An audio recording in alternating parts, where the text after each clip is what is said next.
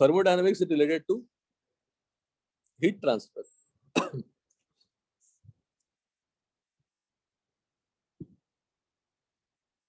Heat transfer, और ये applicable होता है मैक्रोस्कोपिक ऑब्जेक्ट के लिए. माइक्रोस्कोपिक नहीं, मैक्रोस्कोपिक लेवल पे स्टडी करते हैं, लार्ज लेवल पे स्टडी करते हैं. It deals with various forms of energy and their interconversion. It helps to understand feasibility and extent of process. There are certain limitations. It is applicable at a macroscopic level or on bulk matter only and not on individual particle. It does not provide any info related to time taken or rate of process. Basic terms and definition. पहला है system. अब system आप ही बता दो, पहले मैं क्या पूछता हूँ, आप ही बता दो. What is system? आपने थर्मोडायनामिक्स पढ़ा ही है. What is system? बताइए, जल्दी बताइएगा, फिर आगे बढ़ेंगे, वरना जब क्वेश्चन पूछेंगे हम चुप हो जाएंगे, आप भी चुप रहेंगे, हम भी चुप रहेंगे.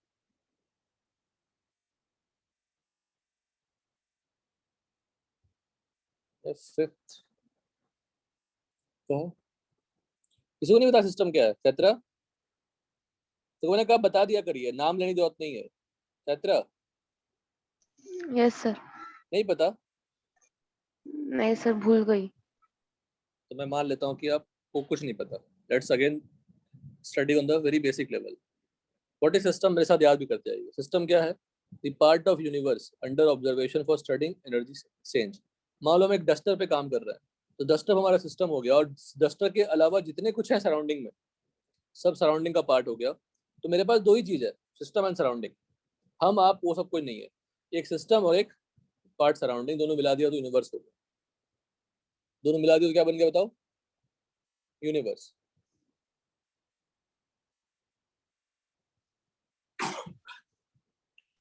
पार्ट ऑफ यूनिवर्स या rest of universe is known as what? Surrounding. Universe is what? System plus surrounding. Now boundary and wall. अब मैं अज्यूम कर रहा हूँ कि आप बिल्कुल फंडामेंटल लेवल से सीख रहे हैं, तो मेरे साथ याद करते जाना. टाइप्स ऑफ वॉल और बाउंड्री. पहले बाउंड्री है क्या? एक सिस्टम को सराउंडिंग से सेपरेट करने की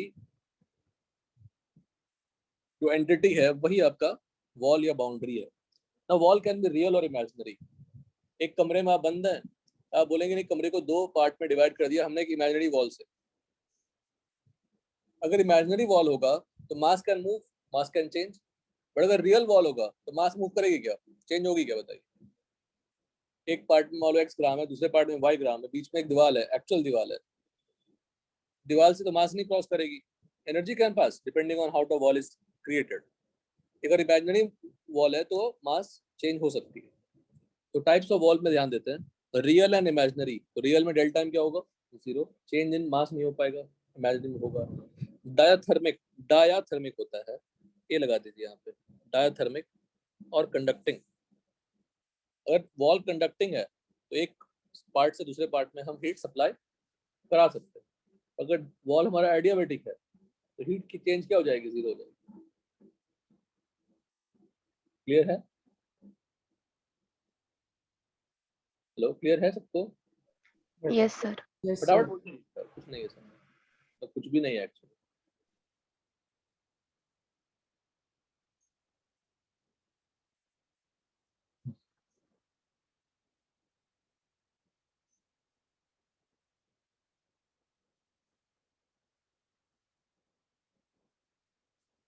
नेक्स्ट है रिजिड एंड फ्लेक्सिबल. अगर वॉल फ्लेक्सिबल है तो मूव कर सकती है. मूव करने से उनका वॉल्यूम चेंज क्या होगा? एक पार्ट का दूसरे पार्ट का चेंज होगा. तो डेल्टा वी नॉन जीरो लिखा.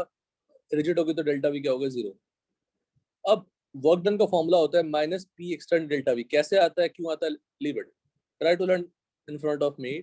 Delta minus P extend delta V formula होता है वर्क डन का. तो डेल्टा वी जीरो हो गई, वर्क डन भी क्या हो गया? जीरो. तो रिजिड वॉल अगर हो तो डेल्टा वी क्या हो जाएगी? जीरो.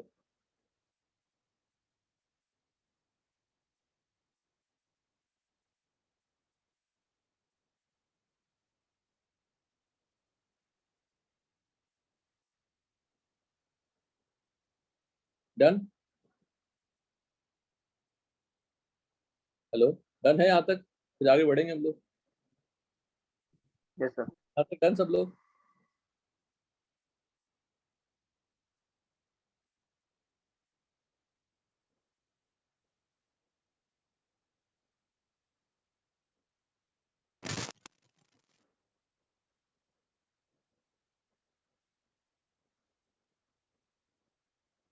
गड़बड़ हो गया।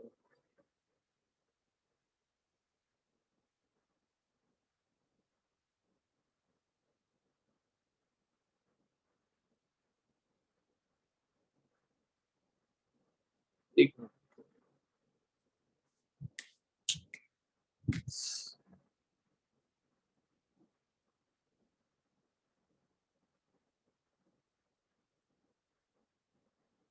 ठीक है। Types of system, open system, closed system and isolated system. Open system है, सिस्टम ओपन है, तो सिस्टम ओपन है तो सराउंडिंग से वो मास भी एक्सचेंज कर सकता है, एनर्जी भी एक्सचेंज कर सकता है। क्लोज सिस्टम, क्लोज सिस्टम हो जाएगा मतलब रियल वॉल हो गई, रियल वॉल हो गई तो रियल टाइम जीरो हो जाएगा। बट और किसी के बारे में कमेंट नहीं किया है कि वॉल कैसा है, तो उसको हम लोग मान लेंगे डायथर्मिक वॉल, तो Q non equal to zero, not equal to zero. Isolated system, wall तो है पर आइसोलेट फ्रॉम यूनिवर्स है, रिमेनिंग सराउंडिंग है। तो आइसोलेटेड का मतलब वॉल कैसा है, वॉल कैसा है, एडियाबेटिक। क्लोज्ड का मतलब वॉल कैसा है, diathermic wall. Universe as a whole is isolated system, very very important statement, क्योंकि यूनिवर्स ही सब कुछ है। यूनिवर्स से बाहर किससे शेयर करेगा, वो नहीं करेगा। यूनिवर्स के अंदर दो सिस्टम शेयर कर सकते हैं, दो चीजें से दो, एक सिस्टम सराउंडिंग शेयर कर सकता है, तो यूनिवर्स किससे शेयर करेगा, नहीं कर सकता। Universe as a whole is what, isolated system. State of a system, condition in which system is present, described by certain observable or measurable properties. To describe the state of ideal gas, we describe as PVTN, pressure, volume, temperature or number of moles. ये चार parameter हैं जो हम किसी system के लिए use करेंगे, PVTN, moles. Types of property, extensive, intensive बताया जा चुका है। एक्सटेंसिव क्या था, depends on amount of system, additive in nature. Intensive, independent of amount of system, non additive in nature. Exception क्या था, के is intensive but can be additive. अगर अमाउंट को मैं फिक्स कर दूं तो एक्सटेंसिव भी क्या बन जाएगा, इंटेंसिव। से पढ़ाया था, एग्जांपल एक कर लेते हैं। नंबर ऑफ मोल्स क्या है, extensive, but number of moles per litre क्या है, इंटेंसिव। तो number of moles per litre होता क्या है, मोलारिटी। मोलारिटी क्या हो गई, इंटेंसिव। पर लीटर मतलब हमने अमाउंट फिक्स कर दिया, अमाउंट फिक्स कर दिया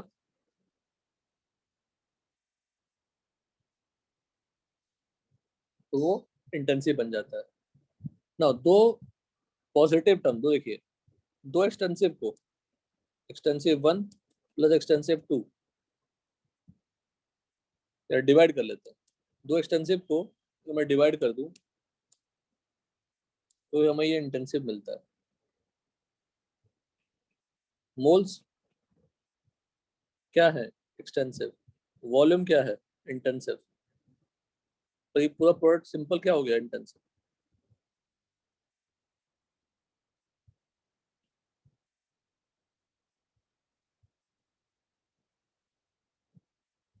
nature of properties, state function और state variables, purely dependent on state of system and independent of path of process to be achieved. PVTUHGAS, pressure, volume, temperature, सब capital letter में देखिए। path function depends upon the process taken by system. This path function are only defined when the process occurs. Heat capacity, work done, heat change, ये सभी क्या है, path function है। तो सबसे इंपॉर्टेंट अगर क्लास में देखूं आज की क्लास का, तो वर्क डन पाथ फंक्शन है, हीट चेंज पाथ फंक्शन है। फिजिक्स में आप डेल्टा क्यू पढ़े थे, यहाँ पे क्यू पढ़ना है, दोनों एक ही चीज है। डेल्टा क्यू हीट चेंज था, यहाँ पे क्यू हीट चेंज है। स्टेट फंक्शन देखिए, state function exact differential, path function is not an exact differential. इसका मतलब क्या होता है, अगर स्टेट फंक्शन लिया, इसका मतलब जानते हैं आप लोग क्या होता है, जो सांप में हमने सर्कल लगा दिया, integration under closed loop. Closed loop, closed loop मतलब साइक्लिक इंटीग्रल बोलते हैं, है ना। तो अगर कोई प्रोसेस साइक्लिक है और उसमें एक फाई एक स्टेट फंक्शन है, चेंज कर रहा है, तो नेट चेंज होगा पूरे प्रोसेस में क्या होगा, जीरो। क्यों ऐसा, क्योंकि इनिशियल और फाइनल सेम हो जाएगी ना।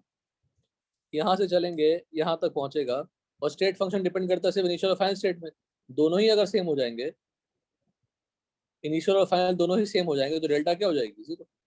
वो यहाँ लिखता है समेशन ऑफ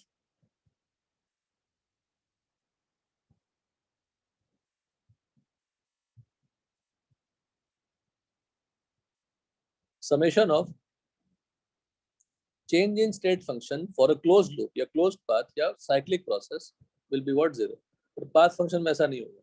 जैसे अगर मैं पूछूंगा आपको यहाँ से आप मतलब आप जहाँ पे रहते हैं वहां से कुल्ला जाइए, फिर कुल्ला से यहाँ जाइए, डिस्प्लेसमेंट क्या होगी? 0, पर डिस्टेंस 0 नहीं होगा। तो डिस्टेंस क्या हो गया? पाथ फंक्शन, पर डिस्प्लेसमेंट क्या होगा? State function. Like for state function ये सेक्शन आप लिखिए अच्छे से, सिर्फ ये वाला पार्ट, ये जो ऊपर वाला पार्ट है। For a state function phi you can write changing, इसका मतलब क्या होता है बताइए? श्रोडिंगर में भी पढ़ाया था आपको, क्या होता है ये? Partial derivative. Partial derivative. तो फाई को मैं डिफरेंशिएट कर रहा हूँ with respect to S, keeping Y what? Constant, into change in x plus del phi upon del y keeping x constant into dy. This is d phi. dy by d upon dy del phi upon del x reciprocal बोलते हैं इसको Euler's रेसिप्रोकेसिटी।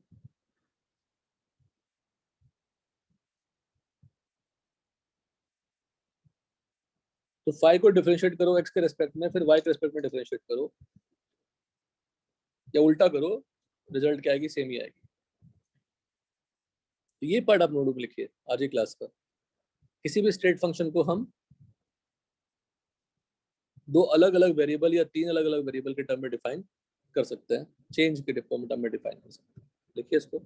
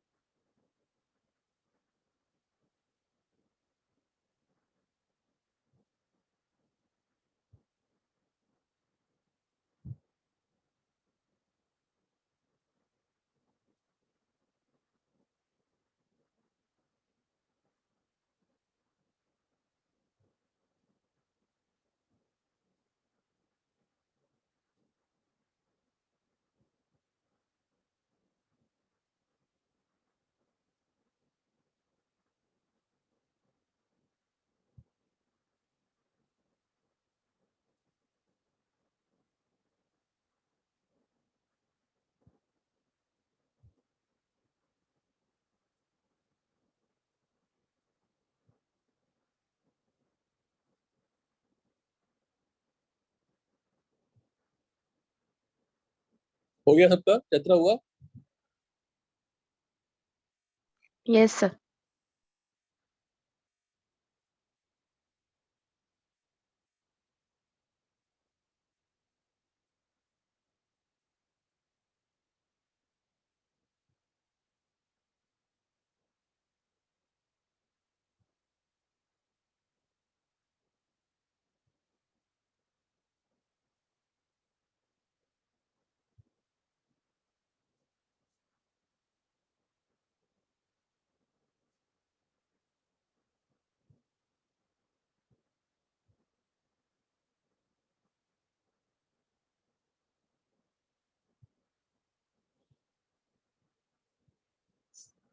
Next है thermodynamic equilibrium. Observable properties not change with time. Mechanical pressure change नहीं होगा, thermal तो temperature change नहीं होगा, chemical तो concentration. This means what? Concentration.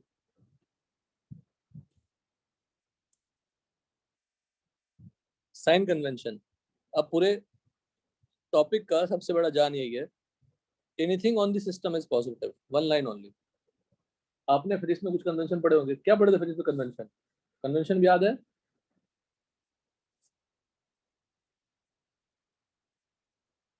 बोलिए, कन्वेंशन याद है? ऐसा कैसे चलेगा बेटा, कुछ तो बोलना पड़ेगा.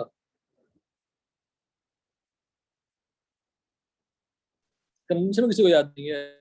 ठीक है. तो W work done on the system. On the system का मतलब कंप्रेशन, बाय सिस्टम का मतलब एक्सपेंशन. तो W work done on the system है, minus W work done by system है. Now work done on system क्या? Compression. Work done by system is what? Expansion. Heat given to system, heat release by system. तो Q की अगर heat given to system है तो Q की value क्या हो जाएगी? Positive. Work done on the system है, उसकी वैल्यू क्या हो जाएगी? पॉजिटिव. अगर मैं कंप्रेशन हो रहा है, अगर सिस्टम का कंप्रेशन हो रहा है, वॉल्यूम कम हो रही है, अगर सिस्टम का कंप्रेशन हो रहा है और वॉल्यूम कम हो रही है, वर्क डन की साइन क्या होगी? पॉजिटिव. सिस्टम का हीट बढ़ रहा है बिकॉज हम सिस्टम में हीट सप्लाई कर रहे हैं. Anything on the system, that is also what? Positive. Q and W are different forms of energy. Internal energy. Next technical term देखिए. U equal to energy measurable plus energy non measurable. मतलब U क्या होती है? Internal energy होती है. उसको आप major, कुछ पार्ट मेजर कर सकते हैं, कुछ पार्ट मेजर नहीं कर सकते. तो डेफिनेटली जो पार्ट मेजरेबल है हम उसी पे फोकस करेंगे. नॉन मेजरेबल पार्ट हम नहीं फोकस कर पाएंगे, नहीं कर सकते, कुछ कह नहीं सकते उसके बारे में. एक दुबला पतला इंसान अगर एक हट्टे कट्टे इंसान को हरा दे तो उसकी कौन सी एनर्जी मेजर नहीं कर पाए? Non measurable. तो हमें तो लगा कि तो हरा देगा जो जो हट्टा कट्टा इंसान है. There are two types of energy in any any system. आप में, हम में, सब में. एक मेजरेबल जो हम देख के कर लेते हैं, जो मेजर नहीं कर सकते. जो नहीं कर सकते उस पर हमारा ध्यान जाने की जरूरत है भी नहीं.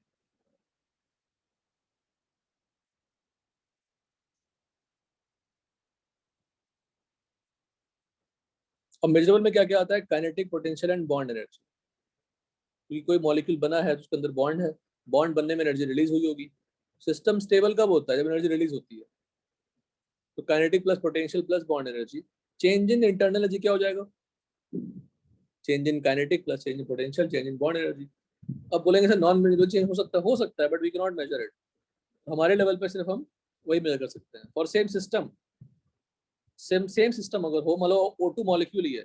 O2 मॉलिक्यूल को आप एक स्टेट से दूसरे स्टेट ले गए, एक जगह से दूसरी जगह ले गए, और वो है O2 ही. उसकी बॉन्डिंग चेंज हुई क्या? नहीं चेंज हुई. उसकी बॉन्डिंग चेंज नहीं हुई, इसका मतलब क्या है? बोलिए. तो उसका बॉन्डिंग चेंज नहीं हुआ, तो मतलब ये हुआ कि चेंज इन बॉन्ड एनर्जी क्या हो जाएगी? जीरो. फॉर आइडियल गैस आप जानते हैं पोटेंशियल जीरो होती है, तो डेल्टा पी भी क्या हो जाएगी? जीरो. तो फाइनली बचता क्या for ideal gas? Delta U should be equal to delta K. तो फॉर एन आइडियल गैस, ये भी मैं लिखने के लिए बोलूंगा आपको, kinetic energy is proportional to what? Temperature. तो चेंज इन काइनेटिक क्या होती है? ये कौन कहाँ से लाते हैं? According to kinetic theory of gas. तो delta K proportional delta T. अब delta U equal to delta K ही है, delta K proportional delta T है, तो delta you also proportional delta T. If T is constant then delta t is zero, delta u will be also what? Zero. ये पूरा discussion किसके लिए है? For an ideal gas. तो ideal gas होगा और टी कांस्टेंट होगा, तो डेल्टा यू भी क्या हो जाएगी? Zero. Please write it in the notebook again. Sign convention लिखिए पहले.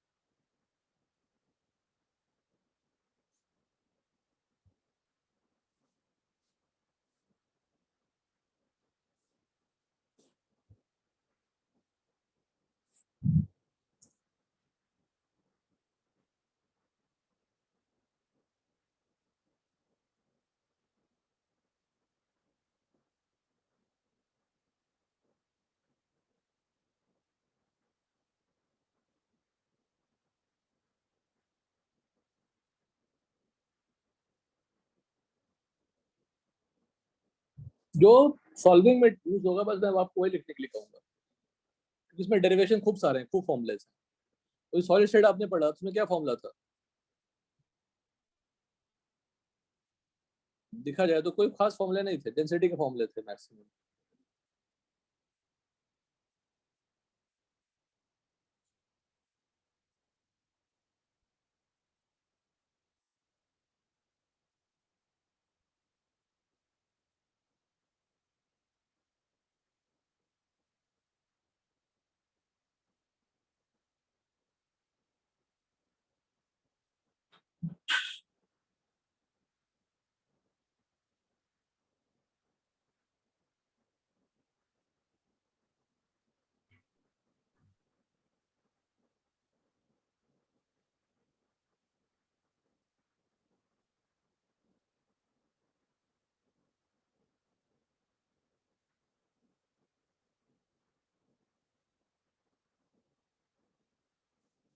हो गया यात्रा?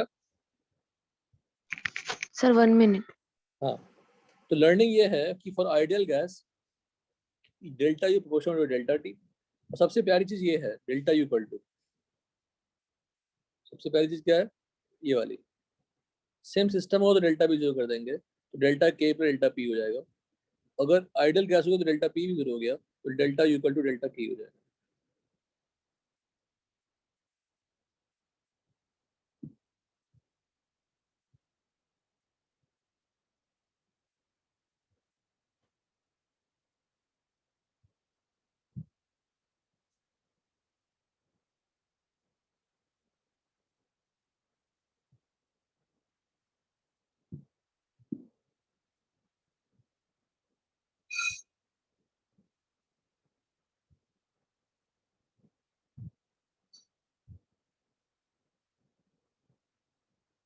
Done, sir.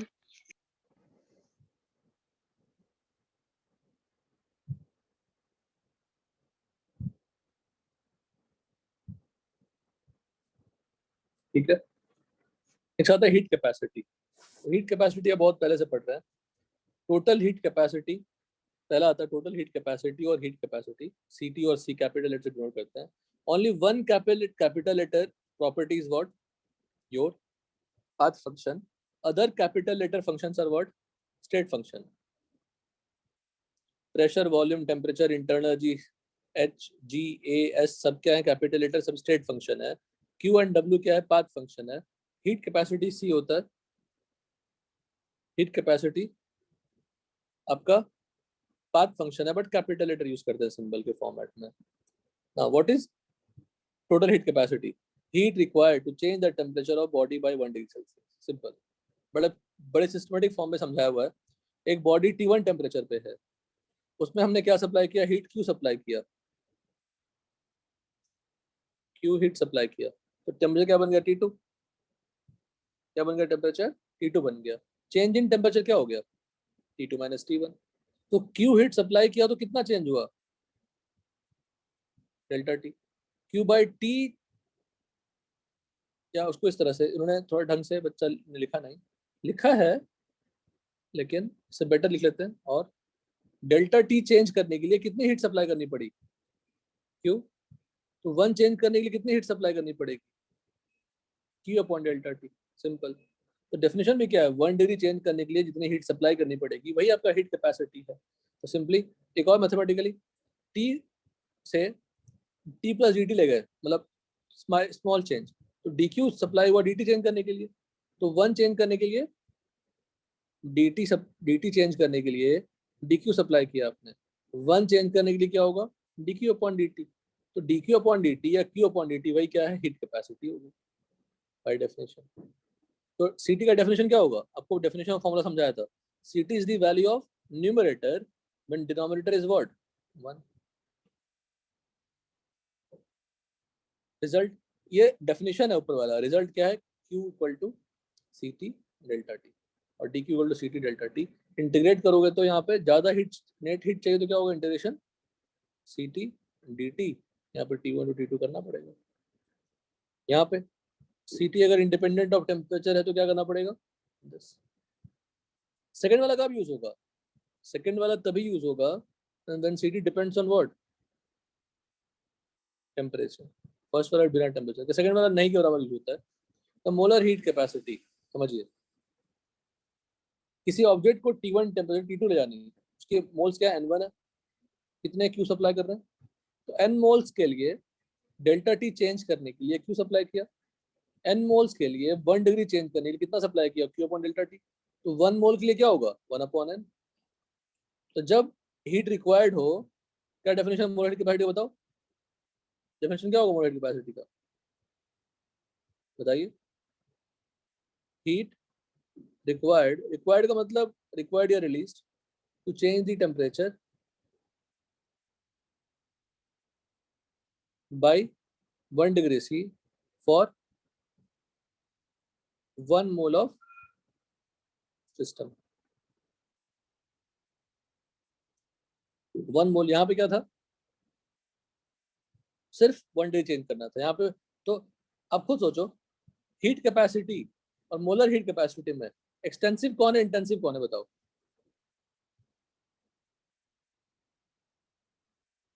Molar heat capacity for 1 amount is fixed, Yes. है ना बेटा Tilak? Amount is fixed. But यहाँ अमाउंट तो पता नहीं, बॉडी पता नहीं कैसा है। बॉडी बड़ा होगा तो ज्यादा हीट सप्लाई करनी पड़ेगी, बॉडी छोटी होगी तो हीट कम सप्लाई करनी पड़ेगी।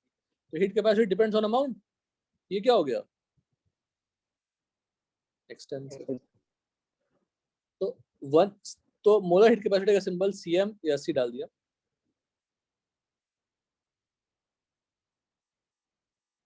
स्मॉल सी तो वही ना, तो स्मॉल सी इसका मतलब वही है, वहां पे कैपिटल सी, यहाँ पे स्मॉल सी। फॉर्मूला क्या हो गया? Cm equal to 1 by n Q upon delta T. अब Q अपॉन डेल्टा टी क्या था? Ct था, तो Cm can be written as Ct upon n। Ct extensive, n extensive, तो Cm क्या हो गई? इंटेंसिव। सिमिलरली Cm को हम लिख सकते हैं डिफरेंशियल के फॉर्म में भी। स्पेसिफिक हीट कैपेसिटी, जहां पे मोल्स था वहां पे क्या कर देनी है? मास। इसका डेफिनेशन क्या होगा? Heat required to change the temperature by 1 degree C for 1 gram of body या सिस्टम। 1 ग्राम हो जाएगा, तो 1 ग्राम के लिए मास से डिवाइड कर दो, वहां मोल से डिवाइड किए तो, है ना? तो S equal to 1 by m Q upon delta T।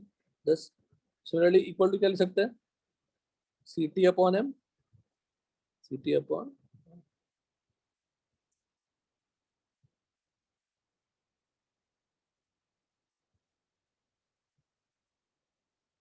एक बार देखिए सारे को, लिखिए जो होती है पढ़ लीजिए एक बार, या सिर्फ फॉर्मूला लिख लीजिए बेटा। हीट कैपेसिटी का फॉर्मूला लिख लो, मोलर हीट कैपेसिटी का फॉर्मूला लिख लो, और फिर स्पेसिफिक हीट कैपेसिटी का फॉर्मूला लिख लीजिए।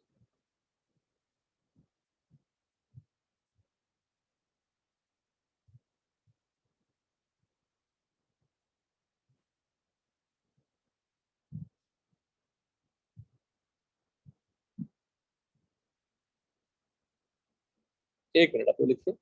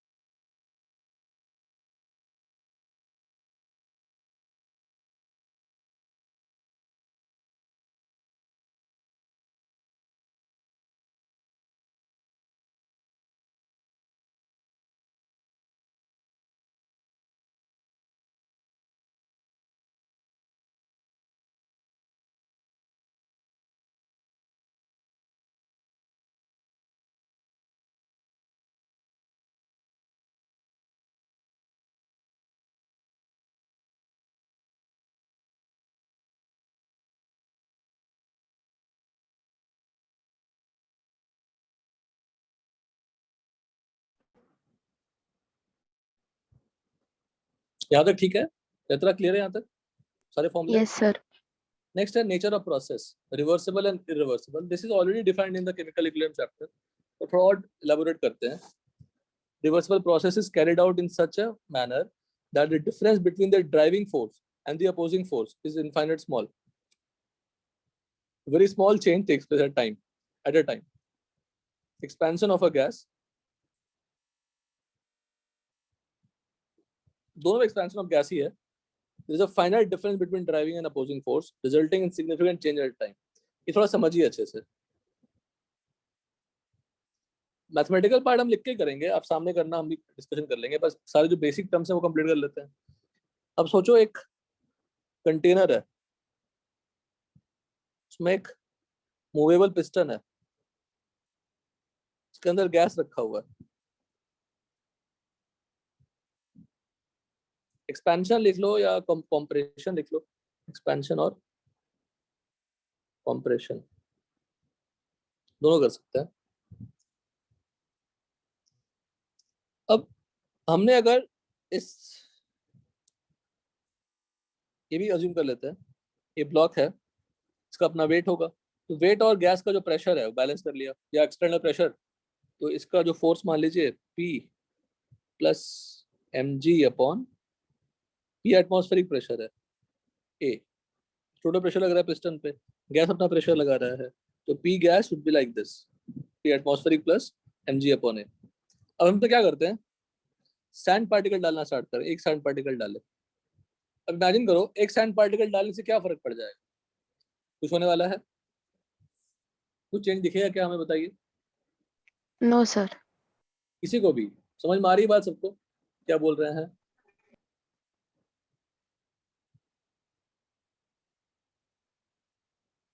हेलो, क्लियर है यहाँ तक? एक सैंड पार्टिकल डाल Yes, देंगे sir. तो क्या फर्क पड़ जाएगा बताइए? कुछ भी फर्क नहीं पड़ेगा, लेकिन थोड़ा तो प्रेशर बढ़ेगा, स्लाइटली प्रेशर बढ़ेगा, तो पिस्टन स्लाइटली डाउन आएगा, वो हमें चेंज दिखेगा नहीं. तो pressure will increase by what? dp and the volume will change by what? dv. अगर मैं उस सैंड पार्टिकल को निकाल दूं फिर से नॉर्मल पोजीशन पे आ जाएगा. अच्छा, प्रेशर पहले से क्या बन गया? P से P प्लस dp हो गया अगर हमने सैंड पार्टिकल ऐड करना स्टार्ट किया तो, और वॉल्यूम भी V प्लस dv हो गया. माइनस भी हो सकता है, dv is a change, it can be negative as well as positive, तो आप लिख दो समझने के लिए. तो प्रेशर जो बढ़ा, can we say that P and P plus dp are same, almost same, because dp tending to what? 0. ऐसे सिस्टम को, ऐसे प्रोसेस को कहते हैं रिवर्सिबल प्रोसेस. जब जो हमने चेंजेस किया वो बहुत इनफाइनेसिमल स्मॉल चेंज था. मतलब अगर मैं फिर से ओरिजिनल पोजीशन पे लाने की कोशिश करूं, मुझे एक सैंड पार्टिकल निकालनी पड़ेगी, तो effort is what? Very less. Clear? Yes, sir. Doubt in this? सब लोग, कोई डाउट है? नहीं सर. पक्का? इरिवर्सिबल में क्या होगा बताइए? इरिवर्सिबल में हम क्या करेंगे? इरिवर्सिबल में, इरिवर्सिबल हो गया, इरिवर्सिबल में क्या करेंगे? एक सैंड पार्टिकल नहीं डालेंगे, एक बड़ा पत्थर डाल देंगे. सडनली वॉल्यूम क्या ड्रॉप हो जाएगी? क्या चेंज यहाँ जो प्रेशर वो टेंडिंग टू 0 है क्या? No sir. नहीं, यही आपका इरिवर्सिबल है. तो प्रीवियस स्टेट में जाने के लिए हमें जो हमें मेहनत ज्यादा करनी पड़ेगी, पत्थर उठाना पड़ेगा. पत्थर उठाना मेहनत वाला काम है या सैंड पार्टिकल उठाना मेहनत वाला काम है? बताइए. पत्थर उठाना. बोले सर क्या पत्थर सैंड कर रहे हैं? यही है ही तो, यही एक्सप्लेनेशन, इससे अच्छा एक्सप्लेनेशन ही नहीं है, तो मेरा कोई इसमें दोष नहीं है. तो पत्थर उठाना मेहनत वाला काम है, तो जो अपोजिंग फोर्स है और ड्राइविंग फोर्स हुआ उसमें डिफरेंस ज्यादा है, और ऊपर वाले में अपोजिंग फोर्स या ड्राइविंग फोर्स में डिफरेंस बहुत ज्यादा नहीं है. कोई डाउट इसमें किसी को? कुछ भी? नहीं. ठीक है.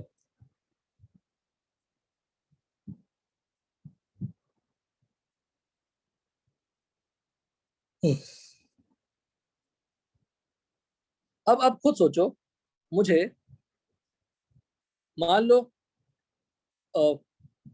अभी इस गैस पे एक्सटर्नली 2 atm का प्रेशर लग रहा है, और मैं चाहता हूं उस गैस पे 10 एटीएम का प्रेशर लगे, 10 एटीएम का प्रेशर लगे, तो ऐसे कितने सैंड पार्टिकल डालने पड़ेंगे फास्ट, बताइए।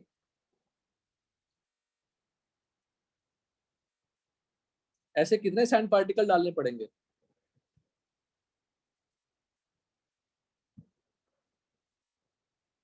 नहीं बोल पा रहे हैं। इनफाइनाइट डालने पड़ेंगे ना, 2 एटीएम से 10 एटीएम लिया नहीं है, मतलब ऐसे सैंड पार्टिकल, ऐसे एक सैंड पार्टिकल डाले कुछ फर्क नहीं पड़ रहा, पर I need to reach 10 atm, तो pressure requirement is what, very high. Hello, yes sir, Yes, sir. इसलिए हमें इनफाइनाइट डालने पड़ेंगे, पर मैं चाहता हूँ कि नहीं, सैंड पार्टिकल नहीं डालूं, इरिवर्सल प्रोसेस फॉलो करूं, सिंपली क्या कर दूंगा, एक बड़ा पत्थर डाल दूंगा, तो जल्दी मुझे प्रेशर अचीव हो जाएगी, या 2 छोटे छोटे पत्थर डाल दूंगा, तो ऑल आर फाइनाइट चेंज, सभी फाइनाइट चेंजेस हैं, सभी क्या है, फाइनाइट चेंजेस।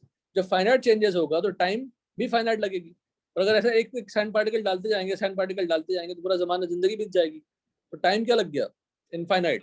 कितने स्टेप करना पड़ा, इनफाइनाइट स्टेप्स। इरिवर्सल प्रोसेस कितने स्टेप करने पड़े, finite steps, 1 step 2 step 3 step. मुझे एक ही स्टेप में चाहिए, डायरेक्टली बड़ा पत्थर डाल देंगे, जो 2 स्टेप में चाहिए 2 छोटे पत्थर डाल देंगे, 3 स्टेप में चाहिए 3 छोटे पत्थर डाल देंगे, लाइक दिस।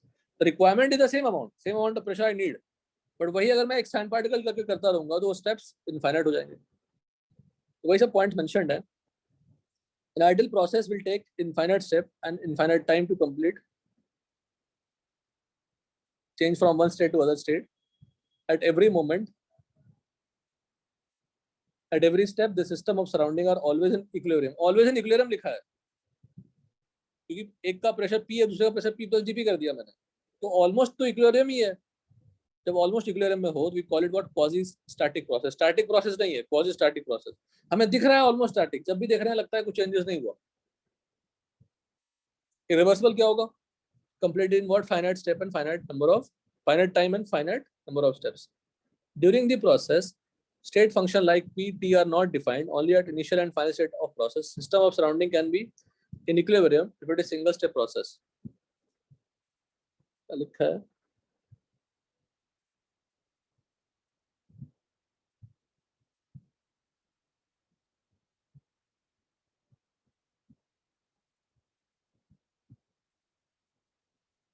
अच्छा, जो इरिवर्सिबल की बात कर रहा है, इरिवर्सिबल में स्टार्टिंग में कोई स्टेट था, सिस्टम इक्विलिब्रियम में थी, आपने बड़ा पत्थर डाल दिया, after some time what will happen, it will again come at equilibrium, क्योंकि आपने फोर्स लगा दिया ना, फोर्स लगा दिया तो पिस्टन नीचे आ गया, तो गैस का प्रेशर बढ़ जाएगा, गैस की प्रेशर उतनी ही बढ़ेगी जितना उसके ऊपर प्रेशर पड़ रहा है, so that it will be not moving, it will be at equilibrium, net force will be zero. तो कहता है during the process, during the irreversible process, P and T are not defined, only at initial and final state are defined, क्योंकि हमें time ही नहीं मिल रहा है ना। मान लो 1 एटीएम प्रेशर था, आपने उस पिस्टन के ऊपर एक बड़ा सा ब्लॉक रख दिया, डायरेक्टली वो 10 एटीएम पहुंच गया। 1 से 10 होने में वो जो स्टेप्स थे वो दिखे थोड़ी आपको, लेकिन वही अगर सैंड पार्टिकल डालेंगे तो 1 एटीएम से पहले क्या बनेगा, 1.00001, फिर एक सैंड पार्टिकल और डालेंगे 1.0002, तो स्लोली हर एक स्टेप्स पता होंगे, हर एक पॉइंट्स पता होंगे। रिवर्सिबल प्रोसेस में सिर्फ इनिशियल और फाइनल ही पता होती है, अगर सिंगल स्टेप होगा तो। 2 स्टेप होगा तो फर्स्ट स्टेट पता होगा, फिर एक बीच का स्टेप पता होगा, फिर एक लास्ट स्टेप पता होगा। जैसे हमने एक ब्लॉक डाल दिया, ब्लॉक डालने से क्या होगा, उसका प्रेशर बढ़ गया, तो वो एक पॉइंट हो गया, फिर एक बार और ब्लॉक डाल दिया, फिर से प्रेशर बढ़ गया, फिर से इक्विलिब्रियम में आएगा, so there are 3 equilibrium points. तो नंबर ऑफ इक्विलिब्रियम पॉइंट्स क्या लिखा है, number of steps plus 1। Single step होगा तो कितने इक्विलिब्रियम पॉइंट्स हैं, इनिशियल एंड फाइनल। अगर 2 स्टेप होंगे तो 3 इक्विलिब्रियम पॉइंट्स हो जाएंगे। जब आपने ब्लॉक डाल दिया, block will come at equilibrium after some time, उसके ऊपर एक फिर से ब्लॉक डाल दी, फिर से इक्विलिब्रियम में आएगा। There are 3 points. If n tending to infinity it becomes what, reversible. अगर n बहुत ज्यादा इन्फिनिटी की तरफ टेंडिंग हो जाएगा, नंबर ऑफ स्टेप्स इन्फिनिटी हो जाएंगे, तो वो क्या बन जाएगा, रिवर्सिबल प्रोसेस बन जाएगा। यहाँ तक क्लियर है? Yes sir. Calculation of work done, देखो क्या लिखा है। इनिशियल प्रेशर क्या था, P ATM plus mg upon a, m क्या था, मास ऑफ सैंड या ब्लॉक, तो प्रेशर क्या होगी, P ATM plus mg upon a, V1 equal to V। Final state हमने हटा दिया पूरा, तो पी गैस क्या बन गया, बाहर का एटमॉस्फेरिक प्रेशर V2 पता नहीं। Applying work energy theorem on piston, तो पिस्टन मूव कर रहा है, तो delta K of piston is equal to net work on this piston. क्या आप पढ़े होंगे ना kinetic theorem, work energy theorem में वर्क डन नेट क्या होती है, चेंज इन काइनेटिक एनर्जी। पढ़े हो कि नहीं, बताओ ये वाला पहले बोलो। Yes. Yes, sir. Work energy theorem पढ़े है ना, net work done should be equal to what, change in kinetic energy.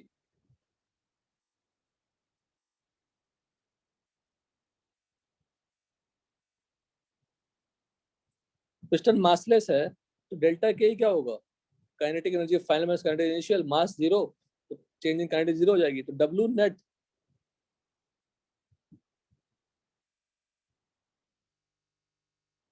Equal to zero. और डब्ल्यू नेट क्या है, W external plus W of gas. Extra मतलब जो बाहर का प्रेशर लगा रहा है, एक्सटर्नल प्रेशर, और पिस्टन का वर्क डन। तो W external plus W gas equal to zero. W external क्या हो गया, minus W gas. W gas क्या हो गया, माइनस डब्ल्यू एक्सटर्नल। अब डब्ल्यू एक्सटर्नल क्या है, जो आपने प्रेशर लगाया,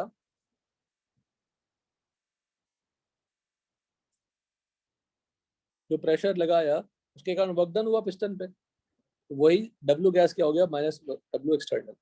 अब डब्ल्यू एक्सटर्नल क्या होगा, F external into D X. F external क्या होगा, तो बाहर का प्रेशर है, P external into cross sectional area, तो P external into A D X. A into D X क्या हो गया, change in position of piston into A, that is change in volume, तो पी एक्सटर्नल डी वी हो गया। Formula क्या निकला, W gas equal to minus P external. अगर हमें कुछ भी नहीं पता, ये फॉर्मूला पता है तो मेरा हो जाएगा, तो समझाने वाली बात थी। वर्क एनर्जी थ्योरम से हमने निकाल लिया W gas equal to minus P external delta V. In case of irreversible process, the external pressure would be constant. आप सडन ब्लॉक डाल देंगे। अगर रिवर्सल प्रोसेस होगा तो हर एक स्टेप का एक पी एक्सटर्नल होगा ना, बताइए। अगर रिवर्सिबल होगा तो हमने एक सैंड पार्टिकल डाला, तो बाहर का प्रेशर क्या हो गया, पी प्लस डीपी, तो पी प्लस डीपी के कारण वर्क डन होगी। फिर एक सैंड पार्टिकल डालेंगे, नया पी प्लस डीपी होगा।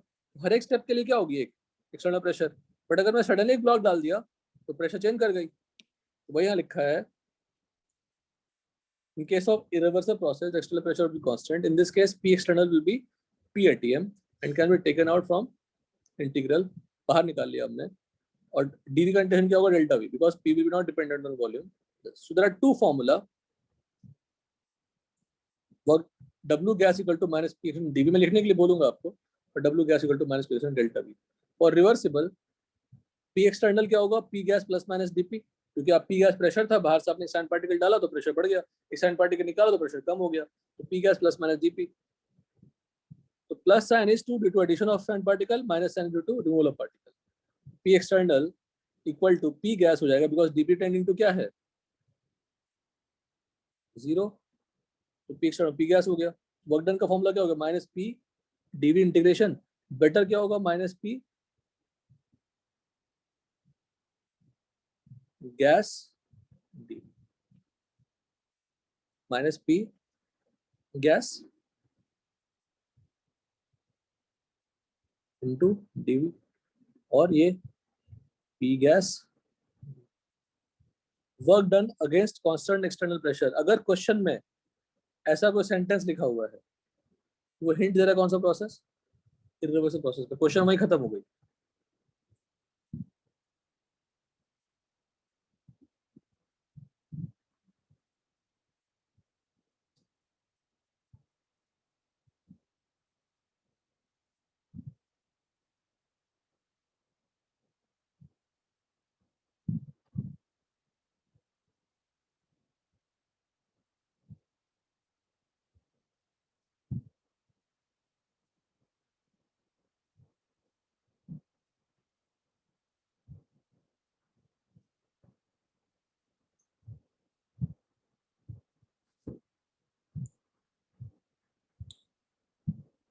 तो नोटबुक में दो फॉर्मूला लिखेंगे हम लोग, वही से पूरा थर्मो हैंडल करना है।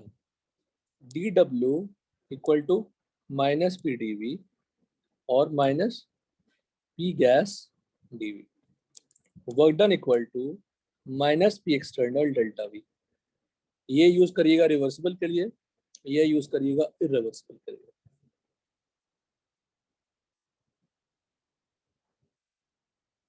नोटबुक में लिखे।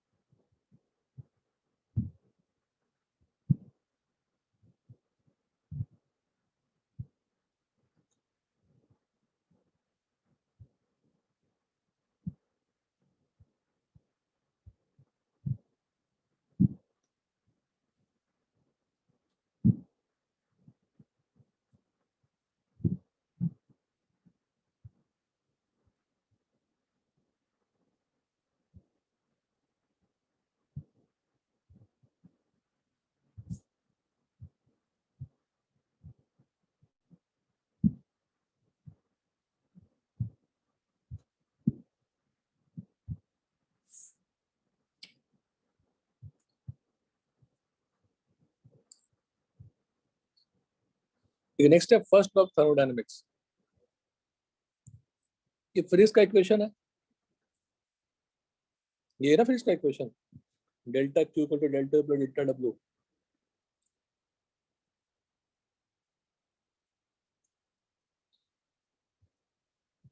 इसको मॉडिफाई करेंगे तो डेल्टा यू इक्वल टू क्या बन जाएगा, cube minus W.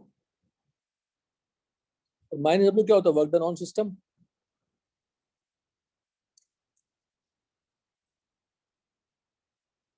Work done by system. Physics में डब्ल्यू क्या होता है, ऑन सिस्टम।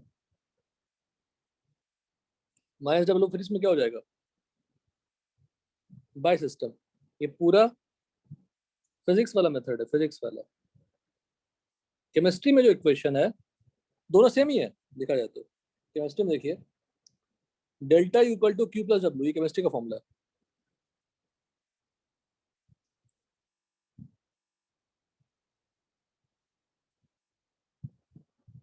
ये केमिस्ट्री का है।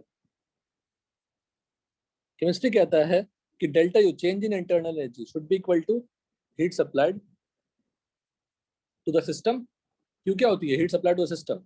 डब्ल्यू क्या होती है, work done on the system. और ऊपर से मैच कराओ, फिजिक्स में फॉर्मूला में देखो क्या है, delta equal to Q plus minus W. पर माइनस डब्ल्यू क्या होती है, ऑन सिस्टम। लगी समझ में आया।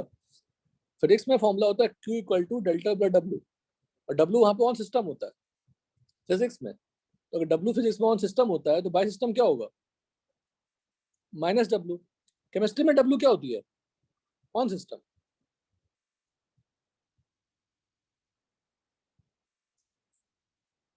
जो डब्ल्यू फिजिक्स में वर्क डन बाय सिस्टम होती है, वही केमिस्ट्री में क्या होती है, नहीं गलत। जो डब्ल्यू वहां पे बाय सिस्टम होती है, वही केमिस्ट्री में क्या होता है, ऑन सिस्टम। तो अगर फिजिक्स में डब्ल्यू, इन फिजिक्स, तो फॉर्मूला सेम ही होती है फर्स्ट लॉ का। डब्ल्यू क्या है, बाय, माइनस डब्ल्यू क्या है, ऑन। इन केमिस्ट्री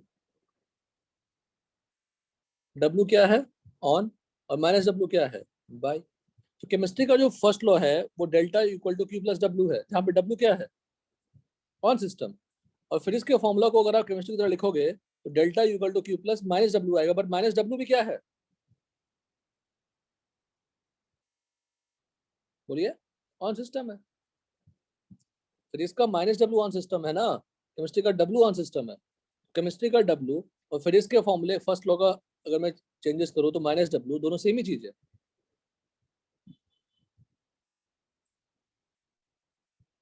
पर हमें केमिस्ट्री सॉल्व करनी है, तो try to remember this one.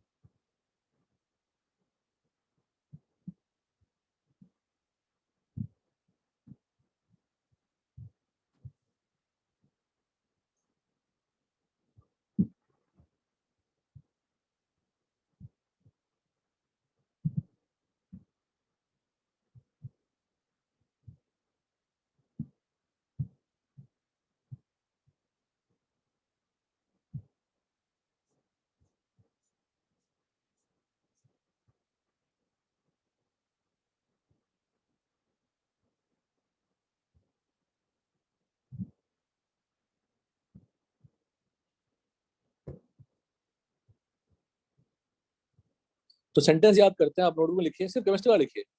Delta U equal to Q plus W. Change in internal energy can be attained by providing heat or doing work on system. Where Q is what work heat supplied to the system और W क्या है work done on the system. Please लिखिए, सिर्फ chemistry वाला. Heat supplied to system.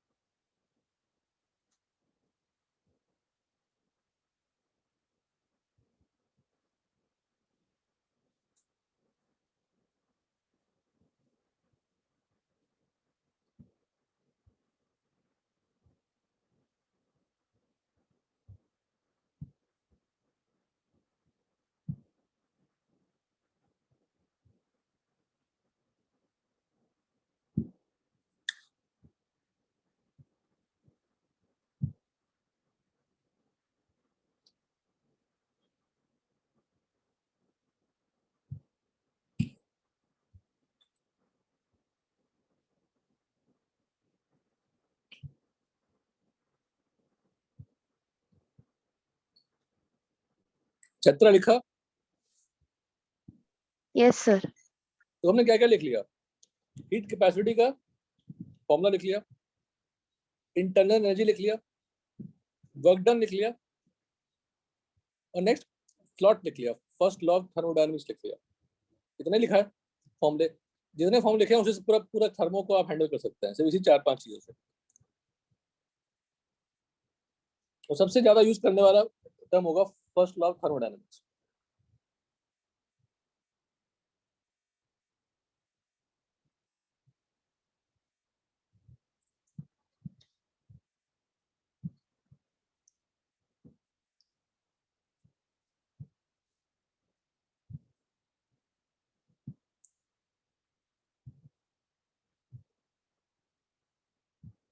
For ideal gas, the motion of molecules in contributing degree of freedom, that is independent dimension of motion along which exchange of energy takes place, depend upon the type of molecule.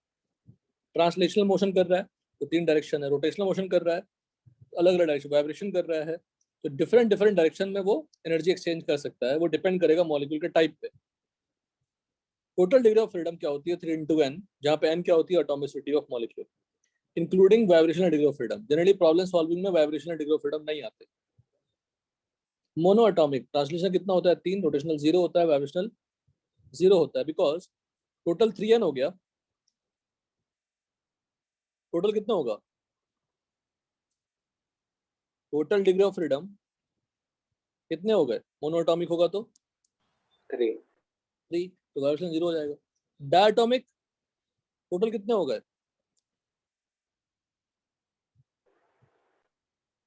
6. तो 3 translational rotational 2 होते, vibration कितने हो जाएंगे? 6 - 5 1. अगर polyatomic linear है तो CO2 में कितने एटम्स हैं? CO2 में कितने एटम्स है बताइए? 3. तो 3 × 3 9 होगा. 3 + 2 5 है. तो translational and rotational both are same for polyatomic linear also with diametric, but vibrational क्या होगा? बदल जाएगा. 9 - 4 9 - 5 6 - 5 3 - 3. 5 को लिखना चाहते हैं क्लियरली, तो 3 + 2 3 + सेम C3O2 में कितने पार्टिकल्स है? 5. तो 3 × 5 क्या होगा? 15 15 - 3 + 2. पॉलीएटॉमिक नॉन लीनियर ये कितने होंगे? 3 × n, तो 3 × 3 and 3 3 - 3 + 3. इसको मेंशन करिए नोटबुक पे. ये भी जो जो सॉल्विंग वाले पार्ट है मैं वही मेंशन करा रहा हूँ.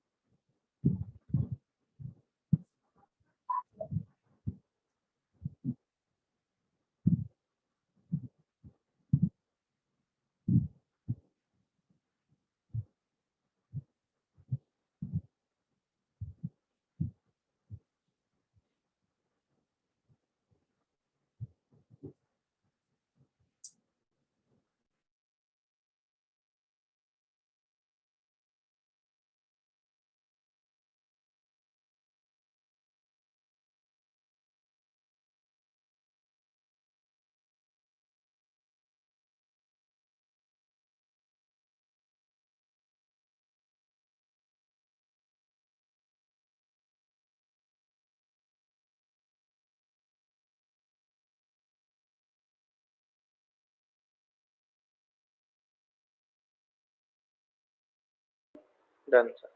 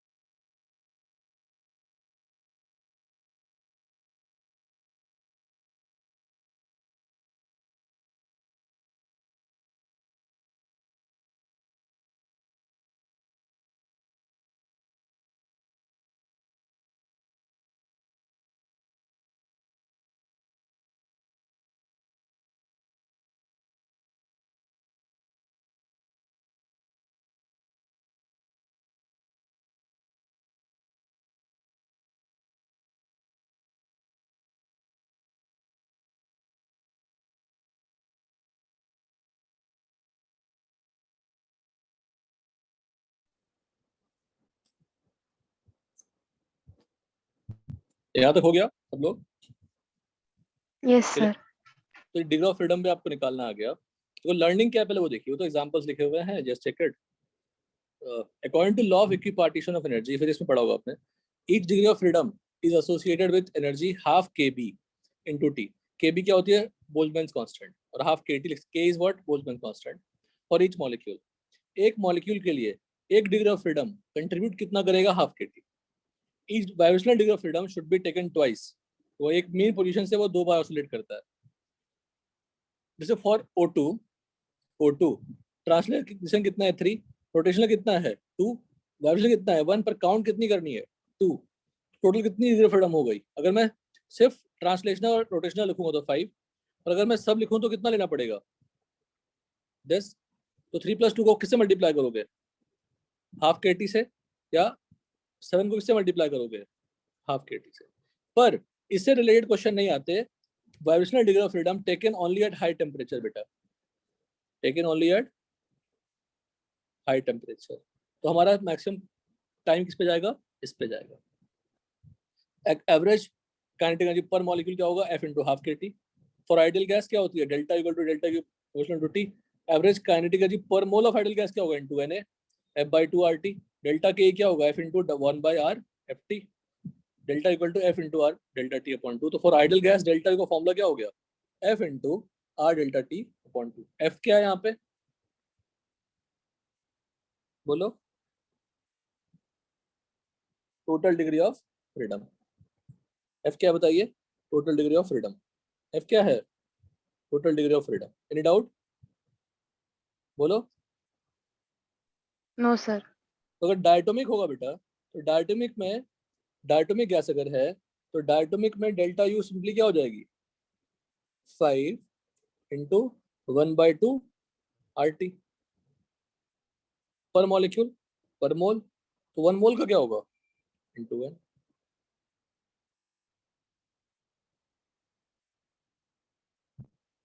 यहीं तक करते हैं बेटा, इसके आगे करना थोड़ा मुश्किल होगा, खत्म नहीं हो पाएगी.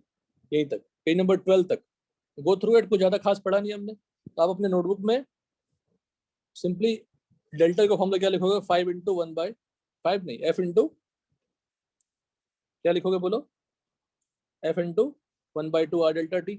और एन मोल क्या होगा, इंटू एन हो जाएगा. लेकिन F की वैल्यू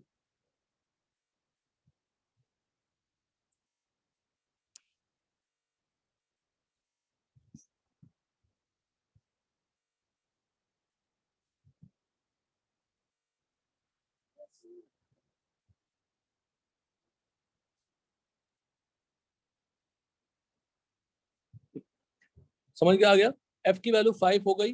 अगर वो हाई टेम्परेचर लेंगे तो 7 हो जाएगा, बिकॉज वाइब्रेशन भी ऐड करनी पड़ेगी, पर each vibration taken as what 2. तो यहाँ तक आप रिवाइज करना.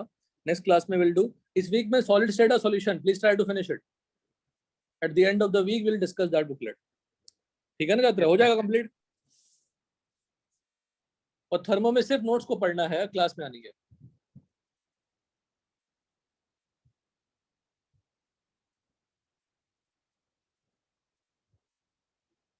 हेलो सर, हाँ बोलो. कौन सा सब इसका बुकलेट करना था? सॉल्यूशन से सॉलिड स्टेट. ठीक है सर. ठीक है ना, कंप्लीट कर लिएगा बाय सैटरडे तक. नहीं कंप्लीट कर पाएंगे सैटरडे तक. ठीक है सर, कर लेंगे सर. सॉल्यूशन को करा ही दिया ना, तो पहले आप सॉलिड स्टेट कंप्लीट कर लेना, फिर सॉल्यूशन पे मूव करना. ठीक है, चलिए, थैंक यू बेटा. Bye sir. Thank you sir. Bye sir.